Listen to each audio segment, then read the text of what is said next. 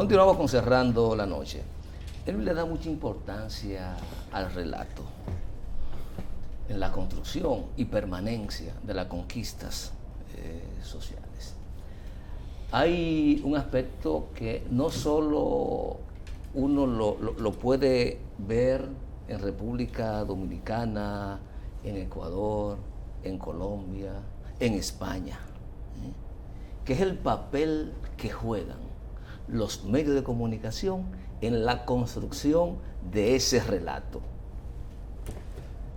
Elvis, en tu perspectiva, ¿cómo tú evalúas el rol que juegan los medios de comunicación en los países de cara a lograr los cambios sociales y la ruptura de eso que llamaste privilegio patrimonial? Los medios de comunicación, como demócrata que soy, además de mi ideología, que todos tenemos una ideología y eso lo podemos explicar muy bien, aparte de mi ideología, soy un demócrata, ¿no? Entonces los medios de comunicación son fundamentales para el funcionamiento de una democracia en una sociedad moderna como la que vivimos hoy día. Pero hay una premisa que yo creo que tiene que aclararse, que es esta idea que se ha enseñado a lo largo de la historia reciente, vamos a decir, los últimos 100 años, que es que los medios de comunicación son un control al poder. Eso no es verdad. Los medios de comunicación son un poder, no son un control al poder, son un poder. Por lo tanto, a los medios de comunicación también deben ver elementos también de cómo fiscalizar y demás. Los medios de comunicación son un poder. Y eso no está ni bien ni mal, es así. Es así y hay que lidiar con ello porque es la democracia eso. No se puede hacer el contrario, ¿no? Que no haya un medio y solo los oficiales. No, eso no es los medios, no es solución. No es solución. Los medios de comunicación son un poder y eso no está ni bien ni mal, es así. Hay que lidiar con ello a través de los instrumentos más virtuosos posibles para que una sociedad pueda continuar en una senda democrática. ¿Y por qué es importante tener esto en cuenta? Porque los medios de comunicación hacen algo que es fundamental, que es definir la agenda de lo que se habla dentro de una sociedad. Y cuando tú defines la agenda de lo que se habla, tú estableces qué se prioriza. Y en un nivel más complejo, estableces cómo se prioriza eso, ¿verdad? En qué sentido se prioriza un tema. Y pongo un ejemplo. Una cosa es que en una sociedad se discuta mucho sobre la inseguridad como un problema policial, que hay que llenar las calles de militares y policías, u otra es que se atienda el problema de la inseguridad como una consecuencia de la desigualdad y que por lo tanto hay que hacer más políticas sociales. Ahí hay dos universos de sentido de cómo interpretar un mismo tema. Son los medios de comunicación a través de los enmarcajes y la agenda los que definen cómo se tratan los temas en la sociedad. Y el relato, el tú definir cómo se tratan los temas de interés público, eso es poder político, porque la política es distribuir valores y recursos dentro de una sociedad. Y para tú distribuir valores y recursos, tú tienes que darle un sentido a las cosas en el nivel público. Y eso lo hacen los medios hoy día. Y hay otro mito que yo se lo explico a mis estudiantes, que es que, y lo trabajo a nivel de consultoría, que es que las redes sociales han democratizado y que eso es mentira. Los estudios no demuestran eso. La mayor parte de las cosas que el ciudadano dice en sus redes sociales son miradas y marcos que ya se crearon en un medio tradicional. ¿Cómo es, Erwin? La mayor parte de las cosas que la gente dice en redes sociales, que las comparte como información, ya previamente eso fue marcado por un medio de comunicación tradicional. Los medios de comunicación tradicional, léase televisión, radio, prensa escrita, sobre todo televisión y radio, siguen siendo determinantes en toda sociedad en cuanto a la definición de los principales temas que ahí se discuten. Las redes sociales lo que se han convertido son en multiplicadores de poder de esos medios, como dice la literatura académica y los datos, multiplican ese poder, pero no lo han sustituido como mucha gente cree. Por más que hayan por ahí los fenómenos de virales y todo eso, pero eso, la mayoría de eso es cháchara realmente. Los medios tradicionales siguen siendo centrales en lo que tiene que ver en cómo se discute y circula la información dentro de una sociedad. Qué bueno, Elvis, que tú haces esa acotación, porque la verdad es que en algunos momentos comunicadores como nosotros hemos sentido miedo de que pues ese vuelco hacia las redes sociales y esos influencers que los políticos dominicanos pues lamentablemente lo han usado como muletilla, algunos de ellos para penetrar, para llegar a ese blanco o ese público joven que es el que más consume las redes sociales, y ellos entienden que penetrando, llegando a ese blanco de público, pues pueden alcanzar el poder. Y qué bien que tú haces esa acotación, de verdad que es interesante. Sí, y ahí hay un elemento también que es que las redes funcionan como nichos. Hay un libro muy bueno de Shoshana Zuboff, una profesora de Harvard, socióloga catedrática, que explica el fenómeno económico detrás de las redes sociales, y ese fenómeno económico detrás de las redes determina cómo funcionan. Lo que quiero señalar con eso es que no necesariamente las redes las usa la gente joven. Esto hay que ver esto bien. Las redes están divididas en nichos de públicos y edades. Facebook es una red social que la utiliza gente de 35 a 55 años mayormente. Fundamentalmente, 35 a 55 años. Facebook. Twitter la usa un rango de edad parecido, ¿verdad? Pero es la menos usada. Twitter la usa en promedio el 7% de la gente en América Latina. Facebook lo usa en promedio el 80% de la gente en América Latina. La red social más usada es WhatsApp, que tiene una llegada de casi el 97%, que es una red social, porque en WhatsApp uno comparte contenido, sube estados y todo eso. Luego están redes como Instagram, que es de jóvenes. La edad promedio de Instagram va de 18 a 30 años, la mayor parte de la gente que usa esa red. Luego está TikTok, que es de muchachos.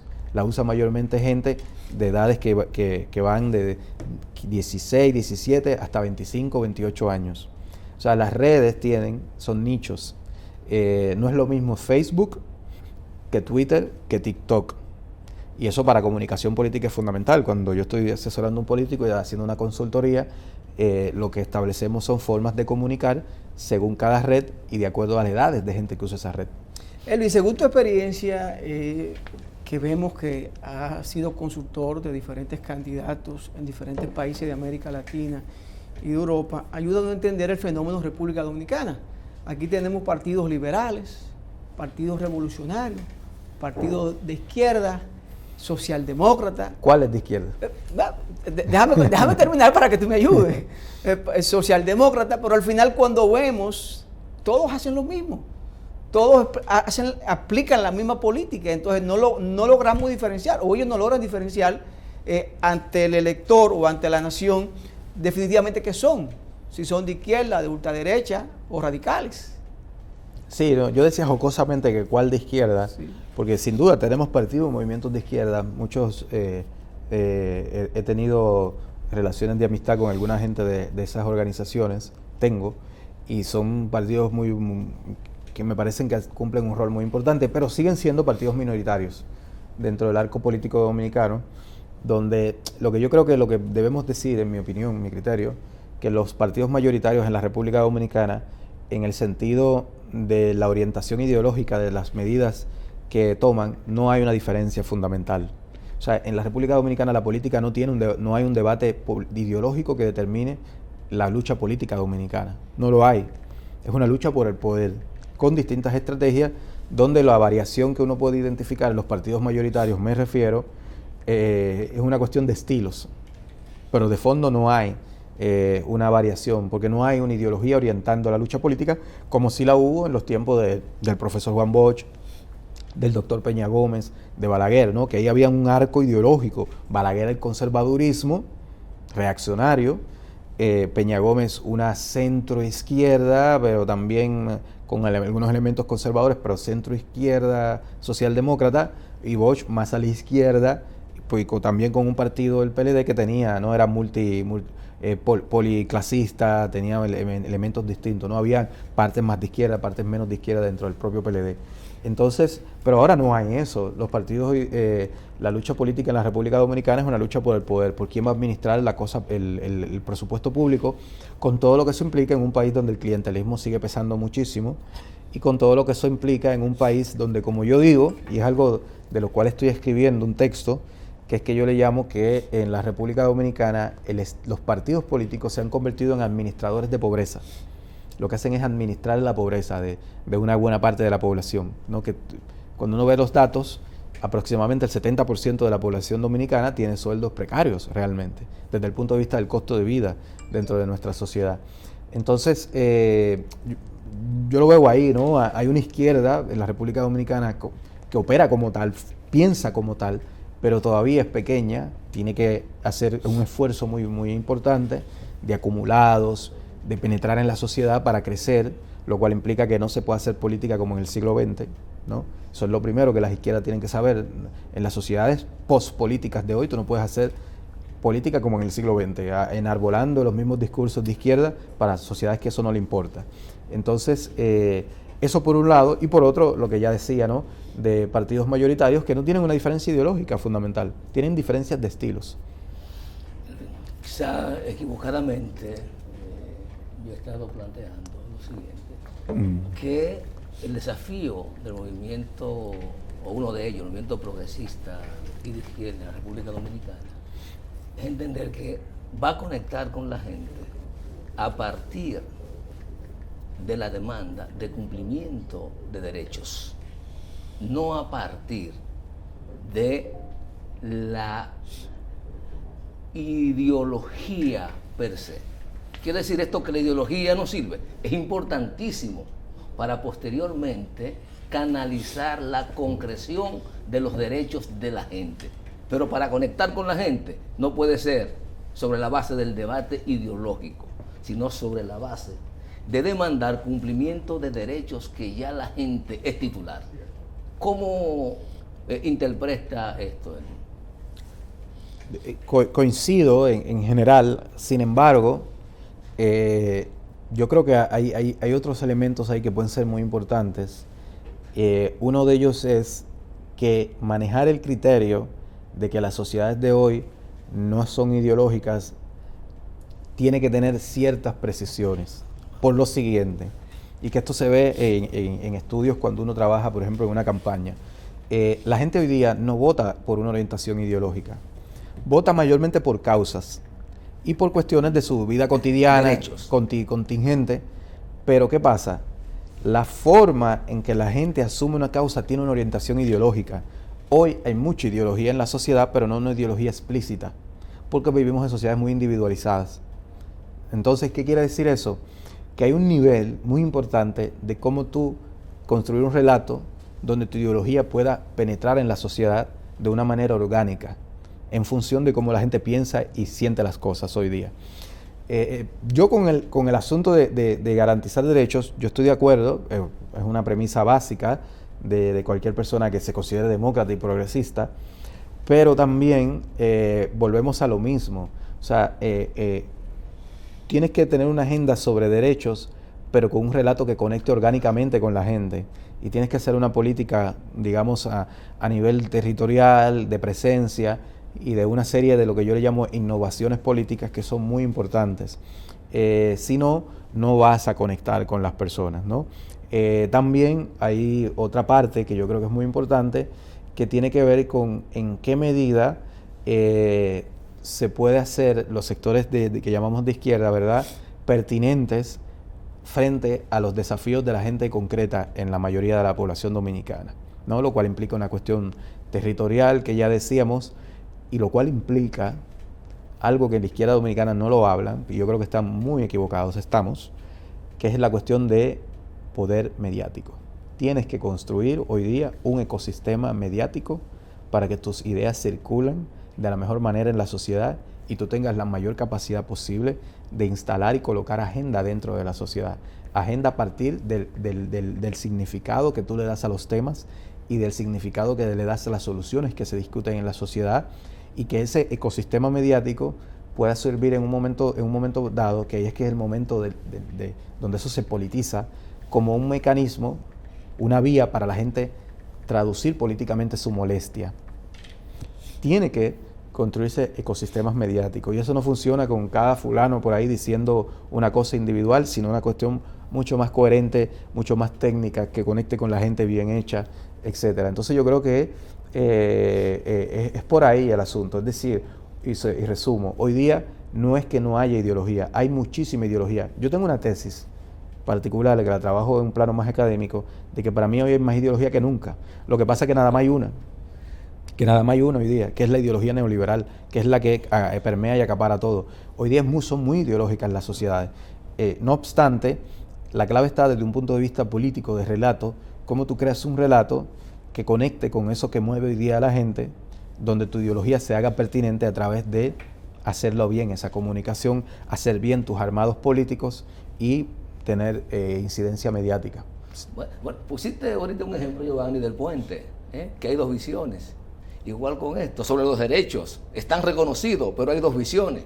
Una visión cargada de una ideología neoliberal que hace todo lo posible para engañarte, diciéndote que te va a cumplir tus derechos, pero en la práctica te lo niega. Y una visión que puede estar cargada de ideología progresista de izquierda que necesita los instrumentos para materializar los derechos de la gente. Porque son cosas, yo decía, hay un estadio, Elvin, que cuando se habla de el fracaso de los movimientos sociales, yo digo, Elvin, la mayoría de las demandas, que eran demandas hace 100 años, hoy son derechos fundamentales. Gracias al progresismo histórico. Proceso de progresismo histórico. Y eso no se reivindica. No. Bajamos la cabeza y decimos lo derrotaron. ¿Por qué no reivindicar eso? Y eso tiene una carga ideológica. Y en principio, el origen de esos derechos, ¿de quiénes son? ¿Quiénes lo enarbolaban? Era el progresismo histórico. Sin duda, si no fuera por el progresismo, hoy día estuviéramos trabajando como 16 horas de trabajo y no las 8 que según ley universal. Eso fue una lucha del progresismo. Si no fuera por el progresismo, hoy día cualquier propietario podría incluso quitarte lo poco que tienes, y eso fue por una lucha del progresismo. Si no fuera por el progresismo, hoy día solamente se pudieran educar la gente que tuviera dinero y no existieran los sistemas públicos de enseñanza. Y una serie de cosas. No existiera seguridad social. No existiera existiera trabajo infantil hoy trabajo día. Infantil, la seguridad social, no existiera la participación de la mujer en política, no existieran las pensiones, no existiera el voto universal, porque las primeras democracias liberales eran democracias censitarias, solamente votaban las personas que tenían recursos y que eran hombres. El camino hacia la democracia de derecho Aquí lo vivimos eso. Claro, el camino hacia el voto universal, eso fue una lucha impulsada por los progresismos del siglo XIX, principios del siglo XX. Y un conjunto de cosas que no terminaríamos, que tiene que ver con el estado de bienestar, al final, que viene de una visión socialista y socialdemócrata, ¿no? Que tienen una corriente ideológica, una raíz ideológica común.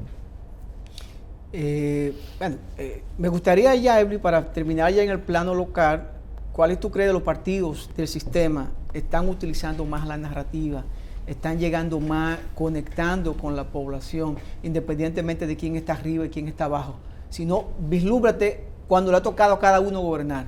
¿Quiénes tú crees, a tu juicio, que han hecho esa conexión más con los votantes a través de la narrativa, a través del storytelling? Hay varias cosas ahí. Una es que aquí hay unos partidos de derecha radical que tienen una muy fuerte capacidad de determinar los debates y ciertos temas centrales, como es el tema migratorio y otros, ¿no? Son partidos electoralmente pequeños, pero con una gran capacidad de incidir en cómo se discuten las cosas en el país. Y eso es un mérito de ellos, son muy inteligentes haciendo eso y lo hacen bien.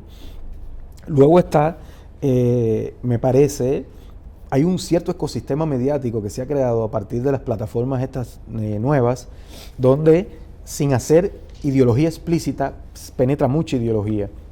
Yo estudio eso y lo miro con cuidado. Y yo veo, sin decir nombre, pero por ejemplo, algunos que son muy famosos, donde en esas plataformas se le vende a la gente mucho la idea del sálvese quien pueda, que todo es individual, que todo está en ti, cuestiones totalmente ideológicas. Eso es ideología pura y dura, ¿no? Y a veces bastante vulgar, ¿verdad? Desde un punto de vista de cómo funciona realmente una sociedad. Pero ellos tienen mucha posibilidad de colocar ideología a la gente desde programación y contenidos que parecen de un relajo, de pasarla bien. Y eso hoy día es clave, ¿no? Yo me detengo en eso porque los partidos tradicionales, claro, tienen unos aparatos de comunicación muy buenos.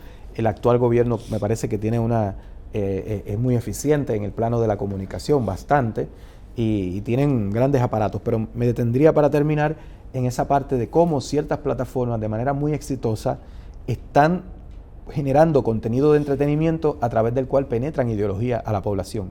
Hay sectores de la derecha dominicana que han entendido eso y se han metido en esos contenidos y están ahí trabajando en esos sitios, como una cuestión de un entretenimiento, de un relajo, una chercha, pero están colocando cuestiones ideológicas. Se puede hacer del otro lado también, si se piensa con inteligencia, de manera articulada y con visión y con plataformas como esta, que yo creo que suman muchísimo en ese sentido.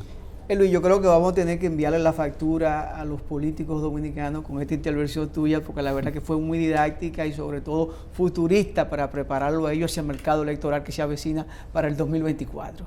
La verdad que creo que hay que pasarle la factura. Muchas gracias, un honor estar aquí. Qué bueno, señores, conversamos con Elvis Calcaño, quien es politólogo, consultor y docente internacional. A ustedes gracias por la sintonía, este equipo encabezado por Junior Espinosa y quien les habla, Giovanni Almonte. Nos despedimos y será pues hasta mañana.